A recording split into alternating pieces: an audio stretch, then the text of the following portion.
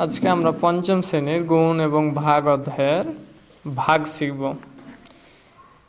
তো আমরা এখানে চলে আসি, পৃষ্ঠা নাম্বার হচ্ছে 11। এখানে হচ্ছে ভাগ করি, আমরা ভাগ শিখবো আজকে। এখানে 1 নম্বরটা আগে শিখি। এখানে বলছে যে 4452 ভাগ হচ্ছে 42, মানে এখানে হচ্ছে 4452 এটা হচ্ছে ভাজ্য, আর এখানে 42টা হচ্ছে ভাজক। তো আমরা এখানে খাতায় উঠাবো। তো আমরা এখানে প্রথমে উঠাবো ভাজক। তাহলে এখানে হচ্ছে 42, আর এখানে কত রয়েছে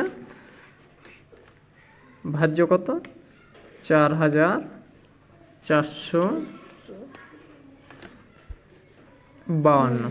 ঠিক আছে, তো এখন আমরা মিলিয়ে নিই। এখানে হচ্ছে 42 ভাজক 42, তাহলে এখানে হচ্ছে 42, আর এখানে হচ্ছে ভাজ্য হচ্ছে 4452, আর এখানে হচ্ছে 4452।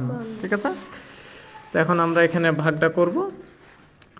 তো এখানে আমরা ভাজ্য এটাকে আমরা কি ধরবো, আম ধরবো, আর এখানে ভাজকটাকে জন ধরবো। তাহলে এখানে আমরা ধরছি যে এখানে 42 জন আছে, আর এখানে আমরা এখন সংখ্যা সিলেক্ট করব। যদি আমরা একটি সংখ্যা নিই তাহলে কয়টা আম হবে, 4টা আম 42 জনকে দেওয়া সম্ভব নয়। তাহলে আমরা একটা সংখ্যা এর পাশে বাড়িয়ে নেব। তাহলে হচ্ছে 4 10 4 44। তাহলে 44টা আম আমরা 42 জনকে দিতে পারি, একটা করে দিতে পারে। একটা করে দেওয়ার পর 2টা অবশিষ্ট থাকবে, তাহলে আমরা একটা করে দিয়ে নিলাম। তাহলে ভাগফলে আমরা একটা করে দিয়ে দিলাম। তাহলে এখানে কয়টা আম লাগবে, 42টা আম লাগবে। তার মানে 42 একে 42। এখন আমরা কি করব, উপরেরটা থেকে নিচেরটা বিয়োগ করব। তাহলে এখানে 4 থেকে 2 বাদ দিলে 2। এখন এই 4 থেকে 4 বাদ দিলে এখানে 0, তাহলে বামে আর 0 বসানোর দরকার নাই। এখন আমাদের হাতে আম থাকলো 2টা। তাহলে এখন এই 2টা আম 42 জনকে দেওয়া সম্ভব নয়। এজন্য আমরা কি করব, আমের সংখ্যা আমাদের এখানে বাড়াতে হবে। এজন্য আমরা এই 5টাকে এখানে নামাবো। ঠিক আছে, তাহলে এখানে আমরা 5টাকে নামালে কত হবে, 25টি আম হবে। 2 10 5 25, 25টি আম হবে। তাহলে এই 25টি আম আমরা 42 জনকে এখন দেওয়ার চেষ্টা করব, তাও সম্ভব হচ্ছে না। তখন আমরা কি করব, এখানে এই 2টাকে এখানে নামিয়ে দেব। এখন আমাদের আম হাতে কয়টা হলো, 252টি। এখন প্রশ্ন হচ্ছে যে এখানে আমরা একটি সংখ্যা নামাতে পাই, ভাগের ক্ষেত্রে আমরা একটি সংখ্যা নামাতে পাই, কিন্তু এখানে আমরা 5 নামাইছি, আবার এখানে 2 নামাইছি।